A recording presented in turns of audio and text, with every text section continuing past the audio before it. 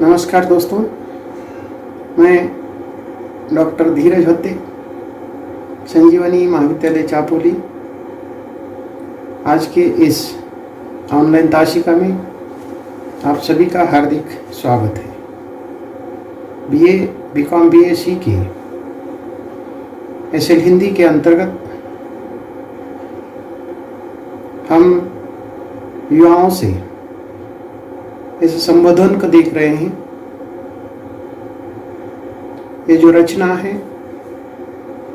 स्वामी विवेकानंद की रचना है, उनका एक संबोधन है। इसके पूर्व की ताशिका में हमने स्वामी विवेकानंद जी के जीवन परिचय को देखा था। आज के इस ताशिका में पाठ्यक्रम का जो पहला पाठ्य है युवाओं से, उसकी व्याख्या आज हम करते हैं। इस शीर्षक से ही पता चलता है कि स्वामी जी ने युवाओं को उद्देशित होकर कुछ संबोधन किया है, कुछ आह्वान किया है। तो इस पाठ में विवेकानंद जी के उन विचारों का समावेश है जो युवाओं के लिए उन्होंने विशेष रूप से उद्घाटित किए हैं। तो इस प्रकार इस पाठ के अंतर्गत स्वामी विवेकानंद जी के जो विचार हैं वो विचार युवकों के लिए है, और उन्होंने तो इस प्रकार के अपने कुछ विशेष जो विचार हैं वह नवयुवकों को उपदेशित किए हैं। वे देश के उत्थान के लिए युवकों में से ही कार्यकर्ताओं का चयन करना चाहते हैं। तो इस प्रकार देश का विकास करने के लिए, देश का उत्थान करने के लिए अपने जो कार्यकर्ता है, ऐसे कार्यकर्ता जो नवयुवक हैं, तो इस प्रकार अपने कार्यकर्ताओं में से ही तो ऐसे नवयुवकों का वो चयन करना चाहते हैं, क्योंकि उनकी मान्यता इस प्रकार की रही है कि भारतवर्ष का जो पुनरुत्थान है वो शारीरिक शक्ति से नहीं बल्कि आत्मा की शक्ति से होता है। तो इस प्रकार स्वामी जी का ये मानना था, उनकी इस प्रकार की मान्यता थी कि भारतवर्ष का अगर पुनरुत्थान करना है तो शारीरिक शक्ति से पुनरुत्थान नहीं होगा, तो उसके लिए आत्मा की शक्ति की आवश्यकता है। तो इस प्रकार आत्मा की शक्ति के द्वारा वह भारतवर्ष का पुनरुत्थान करना चाहते हैं, भारतवर्ष का विकास करना चाहते हैं।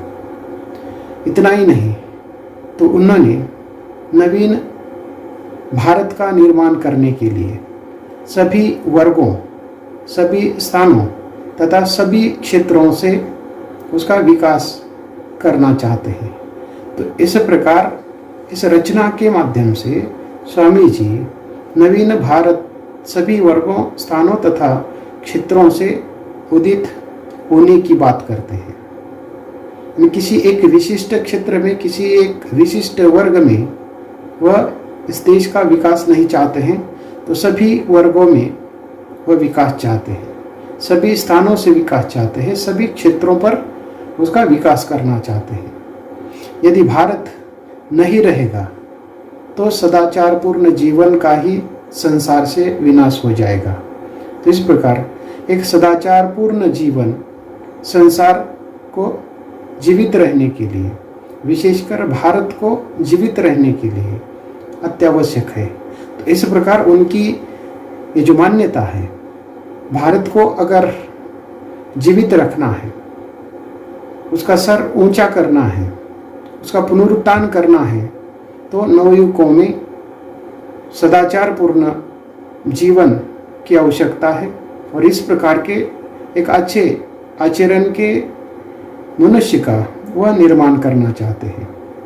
त्याग और सेवा भारत के आदर्श उन्होंने माने हैं।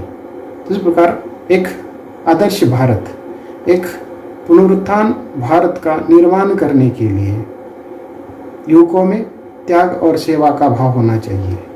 तो इस प्रकार एक आदर्श भारत बनाने के लिए त्याग और सेवा को उन्होंने महत्वपूर्ण माना है। मरते दम तक गरीबों तथा पद दलितों के लिए सहानुभूति रखने की बात उन्होंने कही है। तो इस प्रकार उन्होंने देश के उत्थान के लिए युवकों में से ही कार्यकर्ताओं का चयन इसलिए करना चाहते हैं कि वह देश का निर्माण कर सके, देश का पुनरुत्थान कर सके, जिसके लिए सदाचरण की आवश्यकता है।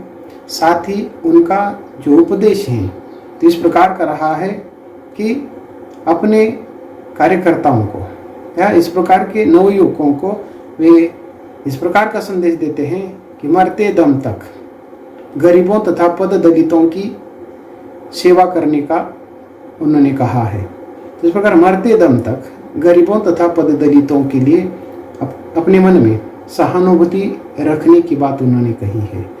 गरीबों के साथ सहानुभूतिपूर्वक व्यवहार करने की बात स्वामी जी ने कही है। और इतना ही नहीं तो वे आगे इस प्रकार की भी बात करते हैं कि निडर होकर उनके उत्थान का कार्य करना चाहिए, यानी कि किसी भी प्रकार से मन में डर नहीं होना चाहिए। निडरता के साथ इन गरीबों का, पद दलितों का सहानुभूतिपूर्वक उनका विकास करना चाहिए, उत्थान करना चाहिए, उनकी सेवा करनी चाहिए। मनुष्य को सबसे पहले मनुष्य बनने का प्रयत्न करना चाहिए। अर्थात स्वामी जी ऐसे नवयुवकों का वो चयन करना चाहते हैं या ऐसे नवयुवकों से इस देश की पुनरुत्थान की बात करते हैं जिनमें मनुष्यत्व हो, जिनमें अर्थात ये जो मनुष्य बनने की जो प्रक्रिया है जिसके अंतर्गत हो, ऐसे ही नवयुवकों को अर्थात इस कार्य के लिए वह चयन करना चाहते हैं। तो इस प्रकार मनुष्य को सबसे पहले मनुष्य बनने का या बनाने का जो प्रयास है स्वामी जी ने अपने विचारों के द्वारा किया है।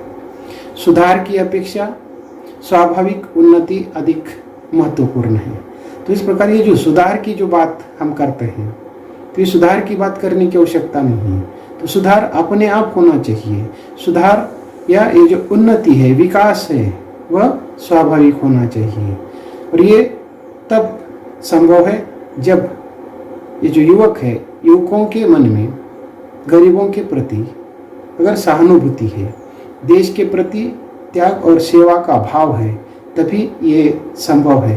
तो इसलिए तो इस प्रकार सुधार की अपेक्षा वे स्वाभाविक उन्नति पर अधिक जोर देते हैं या उसको अधिक महत्वपूर्ण मानते हैं। बुद्धि और विचार शक्ति से बड़ी शक्ति हृदय की महाशक्ति वे मानते हैं। तो इस प्रकार बुद्धि और विचार शक्ति से भी बड़ी शक्ति हृदय की शक्ति होती है। स्वामी जी के अनुसार बुद्धि और विचार दोनों महत्वपूर्ण हैं, परंतु इन दोनों से भी अधिक महत्वपूर्ण हृदय है, मन है। तो इस प्रकार जो भी हम कार्य कर रहे हैं वह मन से होना चाहिए। सुधार की अपेक्षा जो स्वाभाविक है वह महत्वपूर्ण है। तो इस दृष्टि से बुद्धि और विचार शक्ति से भी बड़ी शक्ति हृदय की होती है और उसको उन्होंने महाशक्ति शब्द का प्रयोग किया है। तो इस प्रकार की महाशक्ति का जो निर्माण है स्वामी जी करना चाहते हैं और इस दृष्टि से ऐसे युवकों का वह निर्माण करना चाहते हैं या युवकों में इस प्रकार का जो भाव है वह जागृत करना चाहते हैं या उनकी जो मानसिकता है तो इस प्रकार की वो बनाना चाहते हैं। प्रेम हृदय से ही उत्पन्न होता है। तो इस प्रकार जैसे कि हर एक के साथ वह प्रेम भाव से रहने का उपदेश करते हैं और ये जो प्रेम है वह हृदय का होना चाहिए। हृदय से ही इस प्रकार के प्रेम का उत्पन्न होता है। नास्तिक वह नहीं है जो ईश्वर को नहीं मानता। स्वामी जी के अनुसार नास्तिक वह नहीं है जो ईश्वर को नहीं मानता है। तो उन्होंने नास्तिक किसको कहा है? जो स्वयं को नहीं मानता है उसको उन्होंने नास्तिक कहा है। जैसे कि ईश्वर को अगर हम नहीं मानते हैं तो वह नास्तिक नहीं है। अगर हम स्वयं को ही नहीं मान रहे हैं तो हम नास्तिक हैं। तो इस प्रकार ईश्वर कहाँ है? तो हर एक के हृदय में है। अगर हम हृदय को मान रहे हैं तो इसका अर्थ हम ईश्वर को मान रहे हैं। तो इस प्रकार यहाँ स्वामी जी ने अपने स्वयं को ही मानने का जो भाव है इसके अंतर्गत व्यक्त किया है। नवयुवकों को शक्तिशाली बनने का उपदेश इसके अंतर्गत उन्होंने किया है। तो इस प्रकार ये जो शक्तिशाली शब्द का उन्होंने जो बार बार प्रयोग किया है, तो ये शक्ति किसकी है? शारीरिक शक्ति के बजाय वह आत्मा की शक्ति पर जोर दे रहे हैं। इसका अर्थ ये नहीं है कि शारीरिक शक्ति न बढ़ाया जाए, अर्थात दोनों शक्तियों की आवश्यकता है, परंतु केवल शारीरिक शक्ति से देश की उन्नति नहीं होती है, या जिस गरीब या पददलितों के प्रति जो सेवा भाव या सहानुभूति की जो बात उन्होंने कही है, तो इस प्रकार शक्तिशाली बनने से शारीरिक शक्ति के माध्यम से ये असंभव नहीं है। तो इस प्रकार यहाँ गरीबों के प्रति सहानुभूति या देश के प्रति त्याग और सेवा का भाव जागृत करने के लिए आत्मा की शक्ति की आवश्यकता है। तो इसलिए नवयुवकों को शक्तिशाली बनाने का उपदेश करते हुए उन्होंने संगठन की भी बात कही है, परंतु संगठन किस प्रकार का करना है उसको व्यक्त करते हुए वो कहते हैं कि ज्ञान को आत्मसात करते हुए देश सेवा के लिए संगठन बनाना चाहिए, नेतागिरी के लिए नहीं। तो इस प्रकार ये जो संगठन है, संगठन नेतागिरी करने के लिए नहीं बनाना चाहिए। तो संगठन किस लिए बनाना चाहिए? ज्ञान को आत्मसात करने के लिए, और ज्ञान को आत्मसात करते हुए देश की सेवा करने के लिए, देश का विकास करने के लिए। तो इस प्रकार की जो बात है इस पाठ के अंतर्गत उन्होंने व्यक्त की है। अर्थात ही नवयुवकों के लिए एक प्रकार का ये संबोधन है, उपदेश है, और इस उपदेश के माध्यम से उन्होंने ऐसे नवयुवकों का वह निर्माण करना चाहते हैं जो देश की सेवा और देश के प्रति त्याग और सेवा का भाव रखे। एक आदर्श भारत को बनाने के लिए उन्होंने महत्वपूर्ण जो कार्य हैं करने का उपदेश युवकों के लिए किया है। सबसे पहले तो मरते दम तक गरीब और पददलितों की सेवा करने की बात उन्होंने कही है, निडरता के साथ उनका उत्थान करने की बात उन्होंने कही है। और इस प्रकार ये जो सुधार की हम बात करते हैं, तो सुधार की अपेक्षा जो स्वाभाविक उन्नति है उस पर वह अधिक जोर देते हैं। और इसके लिए बुद्धि और विचार शक्तिशाली तो होने ही चाहिए, परंतु उससे भी शक्तिशाली हृदय होना चाहिए। हृदय से प्रेम उत्पन्न होता है, और इस प्रकार के प्रेम की आवश्यकता है जो हृदय से बाहर निकलता है। और नवयुवकों को शक्तिशाली इसलिए बनाना चाहते हैं कि वे ज्ञान को आत्मसात करते हुए देश की सेवा कर सके, देश का विकास कर सके, देश का पुनरुत्थान कर सके। तो इस दृष्टि से इस प्रकार के संगठन की जो बात है स्वामी जी ने इस पाठ के अंतर्गत की है। तो इस प्रकार के संगठन को नेतागिरी करने के लिए बनाने का उन्होंने विरोध किया है। ये जो पाठ है मेरे सामने है, मैं उसको पढ़ते हुए तो इस पाठ की व्याख्या कर रहा हूँ। तो हम स्वामी विवेकानंद जी के युवाओं से इस संबोधन को हम देख रहे हैं। तो उन्होंने इस पाठ के माध्यम से युवाओं से बहुत बड़ी आशा, अपेक्षा और विश्वास व्यक्त किया है। तो ऐसे नवयुवकों का वह निर्माण करना चाहते हैं। तो वे अपने इस संबोधन में लिखते हैं, मेरी आशा, मेरा विश्वास नई पीढ़ी के नवयुवकों पर है। उन्हीं में से मैं अपने कार्यकर्ताओं का संग्रह करूंगा। वे सिंह विक्रम से देश की यथार्थ उन्नति संबंधी सारी समस्या का समाधान करेंगे। वर्तमान काल के अनुष्ठेय आदर्श को मैंने एक निर्दिष्ट रूप में व्यक्त कर दिया है और उनको कार्यान्वित करने के लिए मैंने अपना जीवन समर्पित कर दिया है। वे एक केंद्र से दूसरे केंद्र का विस्तार करेंगे और इस प्रकार हम धीरे धीरे समग्र भारत में फैल जाएंगे।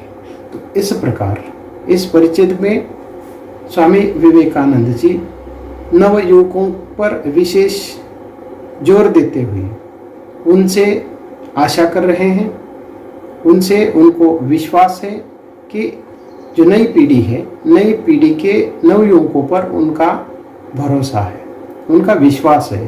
केवल विश्वास ही नहीं तो उनसे बहुत कुछ आशा अपेक्षाएं भी उन्होंने की है। और वे कहते हैं कि ऐसे ही जो नई पीढ़ी के जो नव युवक हैं उनमें से मैं अपने कार्यकर्ताओं का संग्रह करूंगा, उनको मैं संगठित करूंगा। वे सिंह विक्रम से देश की यथार्थ उन्नति की जो सारी समस्या है उसका समाधान करेंगे। तो इस प्रकार के जो नव युवक हैं, तो ऐसे नव युवक सिंह विक्रम शब्द का प्रयोग उन्होंने किया है। सिंह जैसे शूर, वीर, शक्तिशाली, निडर, ऐसे नव युवकों का निर्माण करना चाहते हैं। और इस प्रकार के सिंह विक्रम वाले जो नव युवक हैं वह देश की यथार्थ उन्नति करेंगे। सत्य में, वास्तव में उन्नति ऐसे ही नवयुवकों से उन्होंने उसकी अपेक्षा की है। तो इस प्रकार के जो युवक है वो क्या करेंगे, इस उन्नति में जो भी बाधाएं हैं, जो भी समस्या है, उन समस्या का समाधान करेंगे। तो ऐसे नवयुवकों का वो निर्माण या चयन करना चाहते हैं। वर्तमान काल में अनुष्ठेय आदर्श को उन्होंने एक निर्दिष्ट रूप में व्यक्त कर दिया है। तो इस प्रकार वर्तमान काल में इस भारत देश को ऊंचाई पर पहुंचाने के लिए, उसको विकसित करने के लिए, तो ऐसे नवयुवकों से उन्होंने अपेक्षा की है। तो इस प्रकार वर्तमान काल के अनुष्ठेय जो आदर्श हैं, तो उन आदर्शों को एक निश्चित दिशा देने की दृष्टि से या उस मार्ग पर चलने की दृष्टि से ऐसे नवयुवकों को उन्होंने उपदेश किया है। तो वे इसके माध्यम से एक ऐसे देश का निर्माण करना चाहते हैं जो कि वे एक केंद्र से दूसरे केंद्र का विस्तार करेंगे। और इस प्रकार जैसे कि उनकी आशा है कि इस प्रकार धीरे धीरे हम समग्र भारत में फैल जाएंगे। तो इस प्रकार ये जो भारत को विकसित करने का उनका ये जो सपना है, पहले इस प्रकार के नई पीढ़ी के जो नवयुवक है, नवयुवकों को संग्रहित करने की बात उन्होंने की है। उसके बाद धीरे धीरे अर्थात वे एक केंद्र से दूसरे केंद्र तक फैलने की बात उन्होंने की है। और समग्र देश भर में ऐसे नवयुवकों के माध्यम से जो यथार्थ उन्नति से संबंधित सारी जो समस्या है उसका समाधान करने की बात उन्होंने कही है। तो इस परिचित के माध्यम से हमें इतना ही समझना है कि स्वामी विवेकानंद जी नई पीढ़ी के नवयुवकों से आशा और विश्वास व्यक्त कर रहे हैं। ऐसे कार्यकर्ताओं का वे संग्रह करना चाहते हैं जो सिंह विक्रम वाले या इस प्रकार के शक्तिशाली, शूर, वीर, साहसी, निडर ऐसे नवयुवकों का वह चयन करके उनके माध्यम से अनुष्ठेय आदर्श का निर्माण करना चाहते हैं। तो इस प्रकार ऐसे नवयुवकों से अर्थात कार्य करवाना चाहते हैं। और ऐसे नवयुवकों का निर्माण करने के लिए उन्होंने अपना जो समग्र जो जीवन है समर्पित किया है।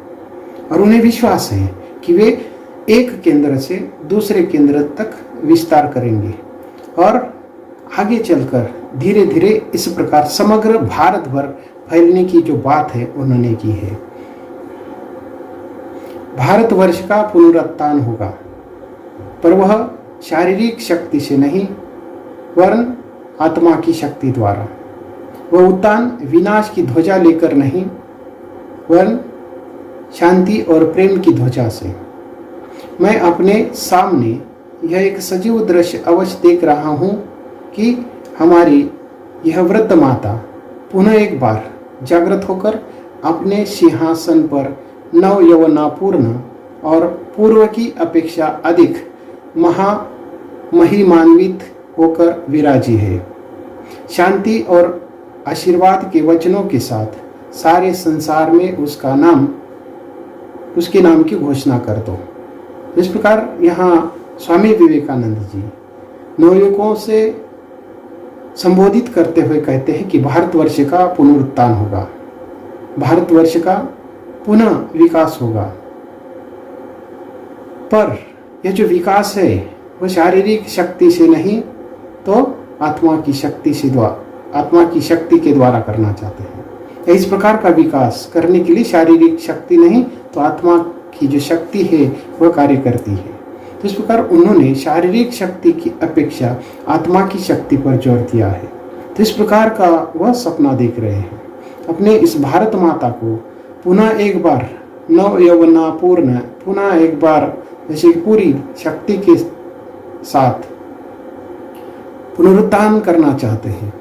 जैसे कि इस परिच्छेद में उन्होंने भारत माता को वृद्ध माता शब्द का प्रयोग किया है और इस वृद्ध माता को पुनः वे जागृत करने की बात करते हैं। और इस प्रकार इस वृद्ध माता को जागृत करने का काम कौन कर सकता है? नवयुवक कर सकते हैं। नई पीढ़ी के जो नवयुवक हैं, ऐसे नवयुवक जो शारीरिक शक्ति से, आत्मा की शक्ति से मजबूत हैं। तो ऐसे ही शक्ति से इस देश का पुनरुत्थान हो सकता है या हमारी इस वृद्ध भारत माता को पुनः जागृत करने का काम हम कर सकते हैं। तो इस प्रकार का जो विकास है विनाश के ध्वजा के साथ नहीं, या उसका विकास करने के लिए किसी प्रकार का विनाश करने की आवश्यकता नहीं है, विनाश की ध्वजा लेकर आगे बढ़ने की आवश्यकता नहीं है। तो हमें ये जो ध्वजा है, किस प्रकार की ध्वजा है? शांति और प्रेम की ध्वजा है। तो इस प्रकार शांति और प्रेम के मार्ग से हम इस देश का विकास कर सकते हैं, इस देश को पुनः जागृत कर सकते हैं। तो इस वृद्ध माता को पुनः उसका जो नव सिंहासन है उस पर विराजमान कर सकते हैं। तो इस दृष्टि से अर्थात उन्होंने इस प्रकार के विनाश की बात या विनाश का विरोध किया है और उसके स्थान पर शांति और प्रेम की ध्वजा से हमें इस प्रकार का कार्य करने का उपदेश उन्होंने किया है। तो इस प्रकार इस देश को एक सजीव दृश्य के रूप में वह देख रहे हैं, जो कि अब इस समय देश की जो हालत है वह गंभीर है। वृद्ध माता शब्द का प्रयोग उन्होंने इसके लिए किया है, तो उसको वह पुनर्जीवित करना चाहते हैं, पुनः उसके नव यौवनापूर्ण जो सिंहासन है उस पर विराजमान करना चाहते हैं।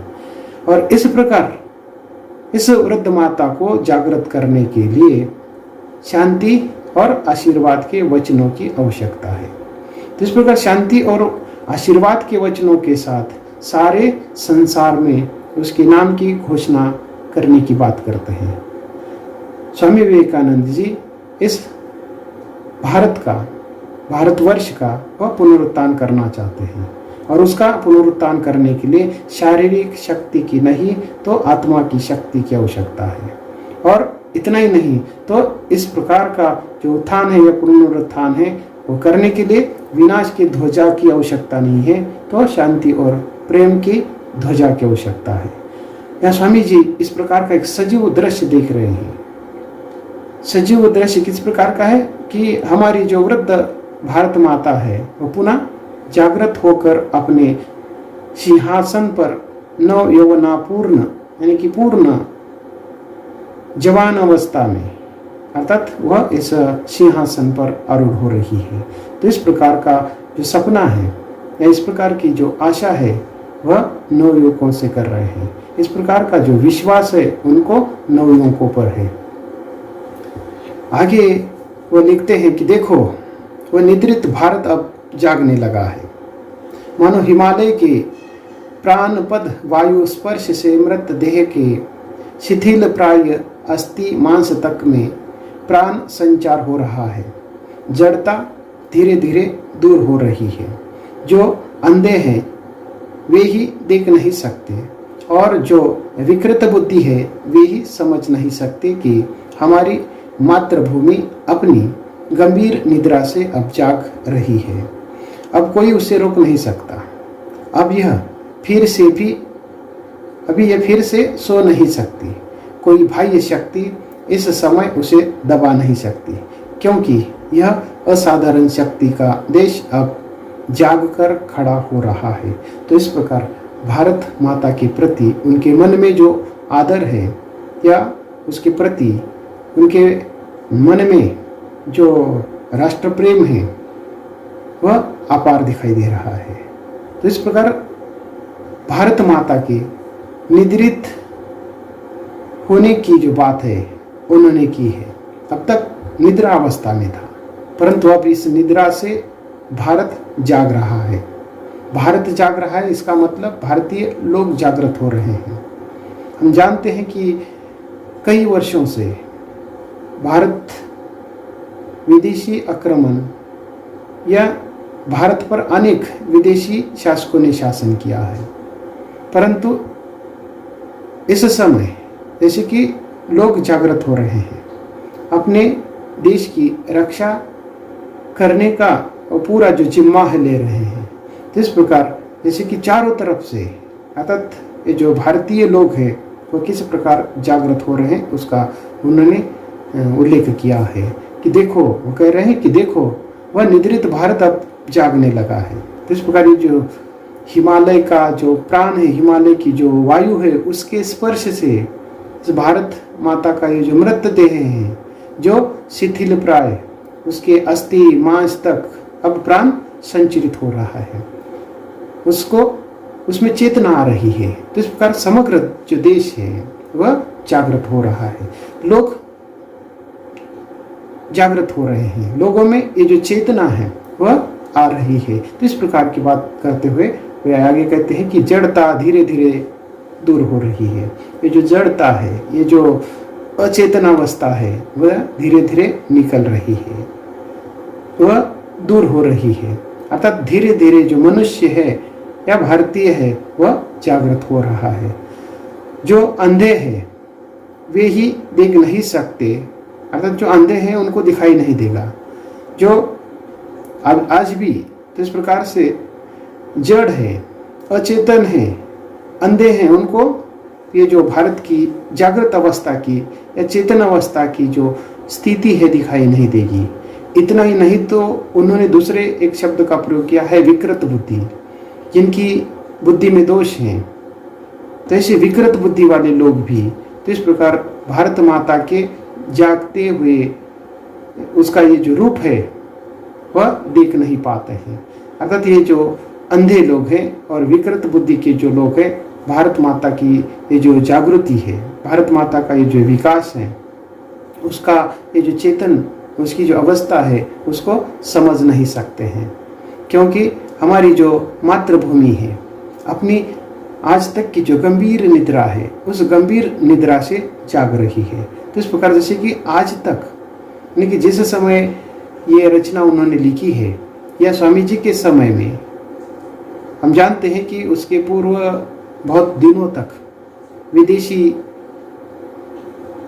आधिपत्य में ये देश था, परंतु जैसे कि लोगों में ये जो चेतना है दिन ब दिन बढ़ती जा रही, लोग जागृत हो रहे हैं। तो इस दृष्टि से उन्होंने जो भारत भूमि है उसकी अपनी गंभीर निद्रा से जागने की बात कर रहे हैं। अब कोई उसे रोक नहीं सकता है। अर्थात भारत माता का विकास हो रहा है और उसका विकास अब कोई नहीं रोक सकता है। उसकी ये जो चेतनता है उसको कोई रोक नहीं सकता है और पुनः ये जो भारत है वह सो नहीं सकता है। पुनः जो पूर्व की जो गंभीर निद्रा है वह वापस नहीं ले सकता है। कोई भी बाह्य शक्ति इस समय उसे दबा नहीं सकता है। तो बाह्य शक्ति का उल्लेख करते हुए उन्होंने कहा है कि कोई भी पाश्चात्य या अन्य कोई बाह्य जो शक्ति है तो इस भारत माता की ये जो भारत माता का ये जो विकास है उसको रोक नहीं सकता है या उसको कोई दबा नहीं सकता है, क्योंकि यह असाधारण शक्ति का देश अब जाग कर खड़ा हो रहा है। तो इस प्रकार लोगों के मन में अब चेतना जागृत हो गई है, लोग सजग हो गए हैं। लोगों के मन में जो राष्ट्र प्रेम है या देश के प्रति त्याग और सेवा का जो भाव है वह जागृत हो गया है। तो इस दृष्टि से इस प्रकार की कोई बाह्य शक्ति दोबारा तो इस पर भारत पर कोई दबाव न डाल सके या उसको दबा न सके, इसलिए जो नवयुवक है विशेषकर नवयुवकों को उन्होंने उपदेशित होकर कहा है कि ये असाधारण शक्ति वाले लोग हैं, असाधारण शक्ति वाला ये देश है और पुनः इस प्रकार की स्थिति नहीं आ सकती, क्योंकि ये हिमालय के जो प्राण वायु स्पर्श से ये जो मृतदेह है वो पुनः जैसे कि उसमें प्राण का संचार हो रहा है, ये जो जड़ता है धीरे धीरे दूर हो रही है। तो इस प्रकार अब ये जो असाधारण शक्ति वाला देश है और उसे कोई भी दबा नहीं सकता है, क्योंकि अब ये जो देश है जागकर खड़ा हो गया है। एक नवीन भारत निकल पड़े, निकले हल पकड़कर, किसानों की कुटी भेद कर, मछुआ मोची मेहतरों की झोपड़ी से निकल पड़े, बनियों की दुकानों से, भुजवा के भाड़ के पास से, कारखानों से, हाट से, बाजार से। तो इस प्रकार अर्थात ये जो देश है, इस देश की उन्नति चारों तरफ से हो रही है, चारों तरफ से लोग जागृत हो रहे हैं। एक नवीन भारत का जो निर्माण है हो रहा है, नवीन भारत अपने रास्ते पर चल रहा है या चल पड़ा है, जैसे कि निकल पड़े पकड़कर, और इस भारत के विकास के लिए हर क्षेत्र से, हर वर्ग से प्रयास हो रहा है।